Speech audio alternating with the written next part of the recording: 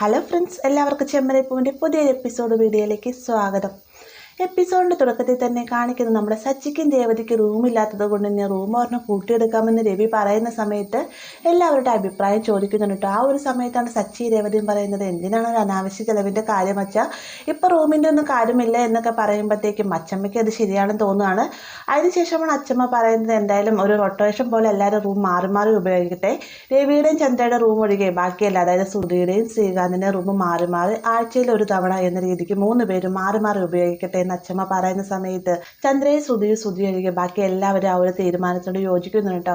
ഈ ഒരു സമയത്ത് രേവതി പറയാണ്, അച്ചമ്മ ശരിക്കും ഒരു ജഡ്ജായിട്ട് മാറേണ്ട ഒരു വ്യക്തിയാണ് എന്നൊക്കെ പറയുമ്പോഴത്തേക്കും അച്ചമ്മ ജഡ്ജിയായിരുന്നെങ്കിൽ ആദ്യമേ തന്നെ അമ്മയെ ജയിലിലിട്ടേനെ എന്ന് സച്ചി പറയുന്ന സമയത്ത് എല്ലാവരും പൊട്ടിച്ചിരിക്കാണ്ടോ.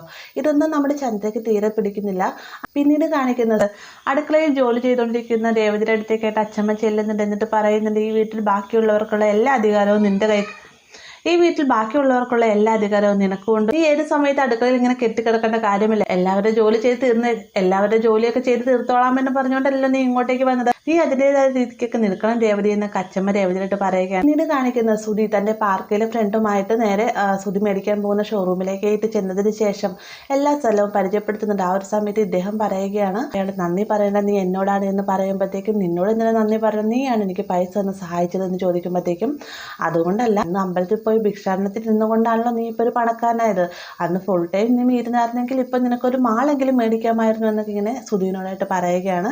ഇതേ സമയം തന്നെ മീരയും കൂട്ടിക്കൊണ്ട് സുധിയും ആ ഷോറൂമിൽ നിൽക്കുന്നുണ്ട് കേട്ടോ.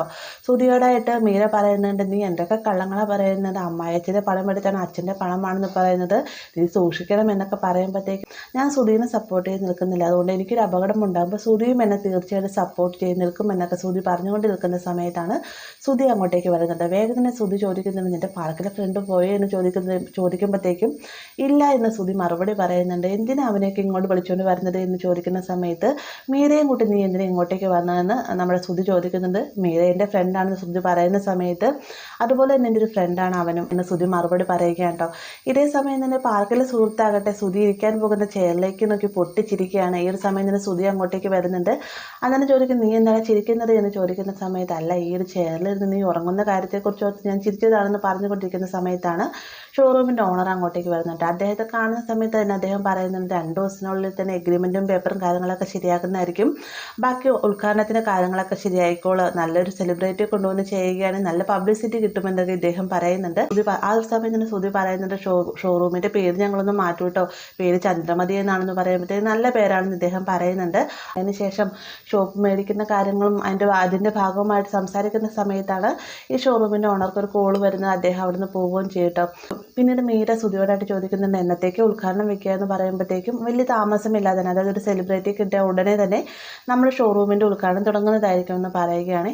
പിന്നീട് കാണിക്കുന്ന റൂമിലേക്ക് ചെന്നതിന് ശേഷം സുധി AC ഒക്കെ കൂട്ടിയിട്ട് കടക്കാനൊരുങ്ങുന്ന സമയത്താണ് ശ്രുതി അങ്ങോട്ടേക്ക് വരുന്നത്. എന്നിട്ട് പറയുന്നുണ്ട്, നമ്മളിന്ന് ഹാളിലാണെന്ന കാര്യം ശ്രുതി മറന്നുപോയെന്ന് ചോദിക്കുന്ന സമയത്ത്, ഇന്ന് ഹാളിൽ കിടക്കുന്ന ശ്രുതി, എനിക്ക് AC ഇല്ലാതെ പറ്റില്ല എന്നൊക്കെ പറയുകയാണ് കേട്ടോ. എന്നാൽ ശ്രുതി പരമാവധി തന്നെ ശ്രുതിനെയും കൂട്ടിക്കൊണ്ട് പുറത്തേക്ക് ഇറങ്ങാൻ ശ്രമിക്കുന്നുണ്ട്. ഈ ഒരു സമയത്താവട്ടെ രേവതി താഴത്ത് ഹാളിൽ പായൊക്കെ വിരിച്ച് കടക്കാനൊരുങ്ങുന്ന സമയത്ത് വർഷ വന്നിട്ട് പറയുന്നുണ്ട്, രേവതി ചേച്ചി ഇന്ന് എന്തിനാ ഇവിടെ കിടക്കുന്നത്, ശ്രുതി ചേച്ചിയുടെ റൂമിലല്ലേ കിടക്കേണ്ടത്, അവരല്ലേ ഇന്ന് ഹാളിൽ കിടക്കേണ്ടതെന്ന് ചോദിക്കുമ്പോഴത്തേക്കും അവർ ഉറങ്ങിയെന്നാണ് തോന്നുന്നതെന്ന് പറയുകയാണ്. ഈ ഒരു സമയത്താണ് ശ്രീകാന്തിനെയും കൂട്ടിക്കൊണ്ട് സച്ചി അങ്ങോട്ടേക്ക് വരുന്നത്. രേവതി പാവരിക്കുന്നത് കാണുമ്പോൾ തന്നെ സച്ചി ചോദിക്കുന്നത്, ഇന്നെന്താ ഇവിടെ കിടക്കാൻ തുടങ്ങുന്നത്, നമ്മൾ റൂമിലല്ലേ എന്ന് ചോദിക്കുമ്പോഴത്തേക്കും അവർ ഉറങ്ങിയെന്നാണ് തോന്നുന്നതെന്ന് രേവതി മറുപടി പറയുന്നുണ്ട്.